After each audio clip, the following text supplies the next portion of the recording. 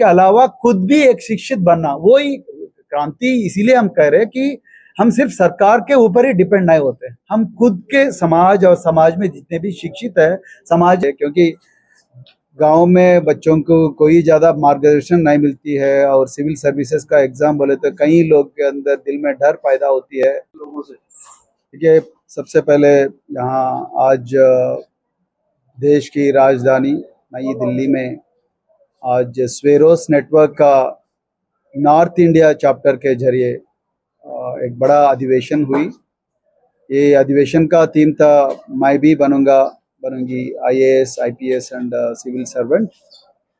इसमें उत्तर भारत के कई राज्यों से, उत्तर प्रदेश, बिहार, गुजरात, वेस्ट बंगाल, उत्तराखंड, झारखंड और Madhya Pradesh, Rajasthan, Haryana, Punjab and Jammu and Kashmir and Gujarat से, सभी राज्यों, नई दिल्ली से सभी छात्रों, करीबन 2000 से ज़्यादा छात्र इधर आ गए और कई ऑफिसर्स यहाँ के सिविल सर्विसेज में जो कामयाब हो गए, IAS, IPS, IRS, Indian forest service and कई रिटायर्ड ऑफिसर्स भी आ गए। तो वो लोग अपना अपना ज़िंदगी का सफ़र बताए और अपना प्रिपरेशन में अपना अनुभव बताए, क्योंकि गांव में बच्चों को कोई ज़्यादा मार्गदर्शन नहीं मिलती है और सिविल सर्विसेज का एग्ज़ाम बोले तो कई लोग के अंदर दिल में डर पैदा होती है। तो इस चीज़ों को मद्देनज़र में रखते हुए लोगों का क्षमता बढ़ाने के लिए और उसका कॉन्फिडेंस बढ़ाने के लिए और मार्गदर्शन देने के लिए आज पहली बार उत्तर भारत में स्वेरो नेटवर्क का अधिवेशन हुई और उसमें बहुत बड़ा भूमिका निभाया श्री मान्य जसवंत सिंह जी ने। ये हमारा नॉर्थ इंडिया का कोऑर्डिनेटर है, उसका साथी मनोज भी यहाँ पे है दिल्ली से। तो स्वेरोस नेटवर्क 4 चीज़ों पे काम करती है। एक तो शिक्षा, दूसरी चीज़ स्वास्थ्य, तीसरा चीज़ स्वावलंबन यानी कि सेल्फ रिलायंस और चौथा स्वाभिमान।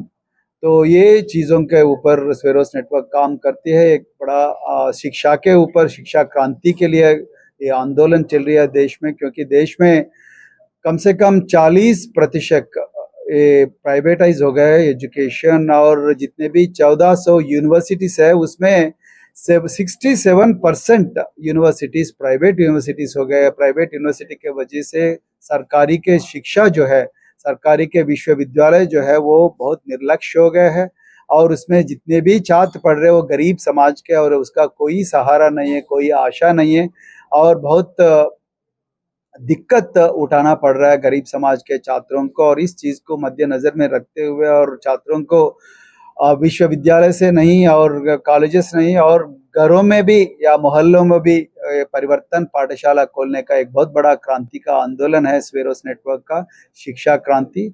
और शिक्षा क्रांति का उद्घाटन 10 साल पहले दक्षिण भारत में हुआ था। दक्षिण भारत में 10 लाख बच्चों का अच्छा अंग्रेजी माध्यम में शिक्षा हुई और उसमें से कई हजारों लोग डॉक्टर्स बन गए, 10,000 20,000 से ज़्यादा इंजीनियर्स बन गए, कई पायलट्स भी बन गए, कई सिविल सर्वेंट्स भी बन गए और स्पोर्ट्स पर्सन्स भी बन गए। वही क्रांति दक्षिण उत्तर भारत में भी और ज़्यादा जोर से आना करके हमने आज दिल्ली में अधिवेशन किए और उसमें जितने भी अतिथिगण ऑफिसर्स आए वो लोग अपना अपना ज़िंदगी की कहानी बताए। उससे अपना स्टूडेंट्स बहुत प्रभावित हो गए और आने वाले दिनों में हर जिला में ये उत्तर भारत में हर जिला में स्वेरोस नेटवर्क का ऑफिस खोलेंगे और उसके जरिए कई जितने भी समाज से थोड़ा बहुत धनी लोग हैं वो लोगों से एक एक पैसा का कंट्रीब्यूशन लेके गरीब छात्रों को मार्गदर्शन देने के लिए ऐसे अधिवेशन हर जिला में करेंगे और उससे कई स्टूडेंट्स प्रभावित हो जाएंगे। उसके कोचिंग मटेरियल दे देंगे और उसका मार्गदर्शन भी दे देंगे। उसका जो भी रिक्वायरमेंट है वो रिक्वायरमेंट हम सामाजिक कल्याण के रूप में हम करने के लिए कोशिश करेंगे। आज हम बहुत खुशी है स्वेरोस नेटवर्क का नॉर्थन इंडिया में पहला चैप्टर और पहला अधिवेशन की है और बहुत बड़ा सक्सेसफुल हो गया। मैं अभी मेरे साथी एक सवाल अभी आप से है, सवाल ये है कि जो आप कह रहे हैं कि पे बैक टू सोसाइटी के माध्यम से आपके संगठन को, जैसे आपने तेलंगाना यहाँ पर भी वैसे करें जी, सरकार के सामने कोई प्लान आप लेकर के जाएंगे, सरकार से कहेंगे कि जो SC ST वेलफेयर का पैसा होता है उसका कुछ हिस्सा इधर भी आपके प्लान के तहत खर्च किया जाए? जरूर जाएंगे। सरकार के पैसा जो है वो लोगों का पैसा है, जो टैक्सेस इम्पोज करके सरकार अपना बजट को कलेक्ट करती है और बजट को स्पेंड भी करती है।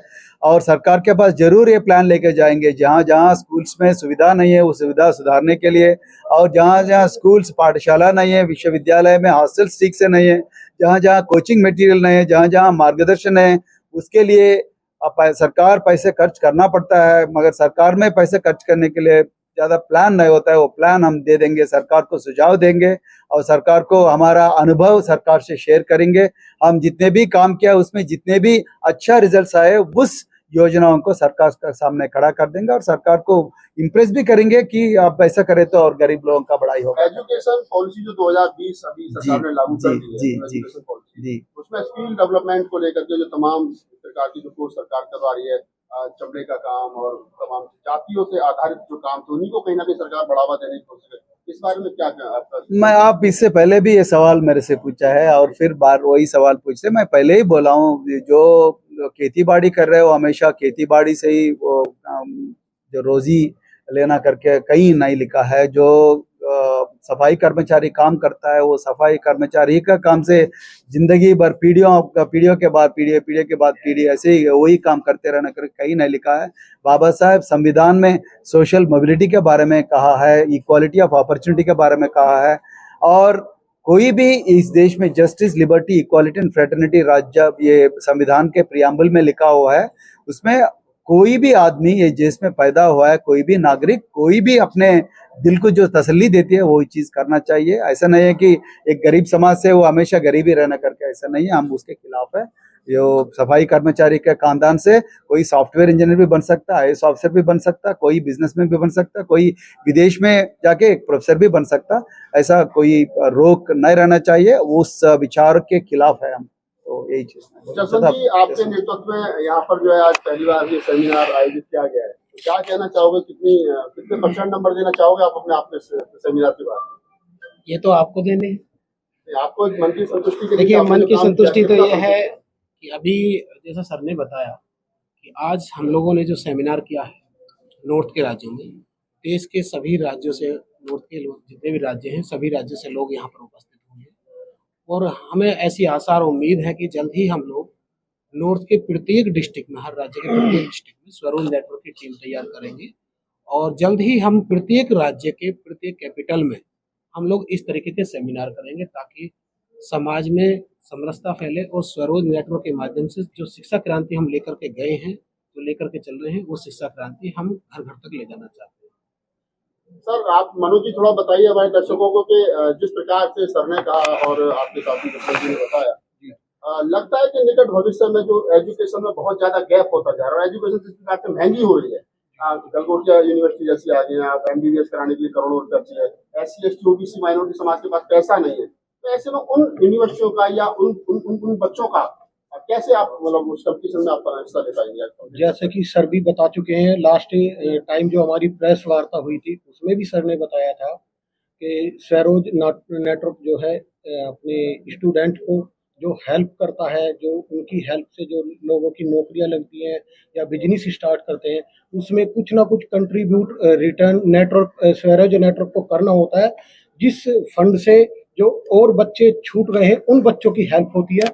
इसी प्रोविजन को लेकर के स्वरोज नेटवर्क चल रहा है, दक्षिण भारत में चल रहा है और हम आशा करते हैं, जैसा आज का हमारा अधिवेशन हुआ बहुत अच्छा हुआ, देश के सभी राज्यों से जो स्टूडेंट आए सभी ने साथ दिया और इसी उम्मीदों के साथ हम हर राज्य, उत्तर भारत के हर राज्य की हर राजधानी में, हर गांव में परिवर्तन पाठशाला चलाएंगे और इसी टाइप का अधिवेशन हम आगे भी करते रहेंगे, जिससे कि जो लोग हमारे जागरूक हो, समाज का भला हो और इसी चीज को लेकर के जो है हम आगे बढ़ते रहें। परवीन सर, एक सवाल लास्ट आपसे ले लेते हैं। सवाल ये है कि बाबा साहब डॉक्टर अम्बेडकर का जिक्र आप बार बार कर रहे हैं अपने हर संबोधन में, हर प्रोग्राम में, तो इसका मतलब आप उनसे बहुत ज्यादा प्रभावित नहीं है और बाबा साहब डॉक्टर अम्बेडकर की कोटेशन है कि शिक्षा जो है वो हर आदमी की शिक्षित बनो। तो बाबा साहब डॉक्टर अम्बेडकर ने अपने जीवन काल में कई कॉलेज, कोई विश्वविद्यालय तब उन्होंने बनाए, प्रोविडेंस कॉलेज उन्होंने बनाया और उन्होंने कहा कि शिक्षा के अपने हब बनाने पड़ेंगे। तो जो आपका संगठन है, क्या अपनी भी यूनिवर्सिटी, अपने कॉलेज खोलेगा या मतलब कुछ इस क्षेत्र में काम करेगा? वो दिन भी आएगा। वो दिन भी जरूर आएगा। पहले तो हम सरकार में जितने भी विश्वविद्यालय है, सरकार में जितने भी पाठशाला है, कलाशाला है, उसका यूज हम जरूर कर लेंगे, उसका सहारा जरूर लेंगे। मगर उस दिन जब हम जिंदगी में आगे बढ़ेंगे, जरूर खुद का विश्वविद्यालय भी बनाएंगे और सभी लोगों को देंगे, न केवल एक ही समाज के लोगों को नहीं देंगे, सभी लोगों को हम, और वो भी अच्छा शिक्षा, क्वालिटी शिक्षा दे देंगे जरूर। ये तो ख्वाब है, जरूर एक दिन सच होगा ये ख्वाब। सर आपसे एक सवाल है, जैसा कि अभी नीट का पेपर आउट हुआ है, हाँ जी। अपन तो बहुत कोशिश कर रहे हैं गरीब तबका बाहर आए, गरीब तबका पेपर भी पास करे, लेकिन सरकार की कुछ ऐसी योजना है जिसके कारण वो पेपर से बच्चा डेमोराइज हो रहा है, बच्चा पास नहीं हो पा रहा और पेपर आउट हो रहे हैं। इसके लिए अपन क्या रणनीति बना रहे हैं? अपन तो तैयार कर रहे हैं, बच्चों को मजबूत तैयार कर रहे हैं बहुत मेहनत से, लेकिन सरकार कुछ ऐसा कर दे कि हाईजैक कर दे पेपर, कुछ कर दे या कोई और कर दे जो चल रहा है, उसके बारे में अपना क्या रहेगा? बहुत बढ़िया सवाल है। देखिए, मैं पहले भी बता चुका हूँ कि ये नीट या यूजीसी नेट का जो पेपर लीक हो गया है, ये बहुत बड़ा जुर्म है, ये हत्या से ज्यादा जुर्म है। क्योंकि गरीब बच्चे दिन रात पढ़ते हैं। हम आज ये अधिवेशन में हम पढ़ाई के बारे में बहुत ज्यादा बात किए, मेहनत के बारे में बहुत ज्यादा बात किए, लेकिन मेहनत करने के बाद जब एग्जाम का पेपर लीक होता है, लोगों को निराशा पैदा होता है, उससे कॉन्फिडेंस गिर जाता है और सुसाइडल टेंडेंसी भी आ जाता है लोगों को। तो हम सरकार से उस दिन भी मांगे, आज भी मांग रहे हैं, हम सीबीआई का जांच हो जाना चाहिए और उसके मुताबिक सीबीआई का जांच भी हो रहा है। अब जांच पूरा नहीं हुआ, उसके बारे में नहीं बता सकता हूँ, लेकिन ये देश में एक शासन के जरूरत बहुत ज्यादा है कि ये जो भी लीक करता है उसको फांसी देना चाहिए। जो एग्जाम के पेपर लीक करता है उसको जरूर फांसी देना चाहिए, तब भी ये देश में लीकेजेस कम होता है। अदरवाइज बार बार लीक होते हैं, हर राज्य में पेपर लीक हो रहा है। एक पुलिस रिक्रूटमेंट में लीक होता है, एक यूजीसी नेट का लीक होता है, एक इंजीनियर का पेपर का लीक होता है। लीक का कोई अंत नहीं दिख रहा है। इसीलिए एक बड़ा शासन आना चाहिए और शासन से इसका थोड़ा कंट्रोल, स्पेशल शासन आना चाहिए, जैसा prevention of money laundering act PMLE है, तो ऐसा एक शासन लागू होना चाहिए देश में ताकि लीकेजेस कम होते हैं। तो हम इसका डिमांड करते हैं। आज आपने ये जो सम्मेलन किया है, इसको क्या माना जाए? एक शिक्षा क्रांति है? ये शिक्षा है, बिल्कुल शिक्षा क्रांति है। हजारों छात्र आ गए। बिगुल आज उसका फूक चुका है। यस, बिगुल शिक्षा क्रांति का बिगुल हो चुका है। देखिए, ये देश में हर तरह का समस्या है, लेकिन सब शिक्षा से जुड़ा हुआ है। जब तक आप शिक्षित नहीं है, तब तक आप दुनिया को समझ नहीं पाएंगे। तो इसीलिए शिक्षित बनना बहुत जरूरी है।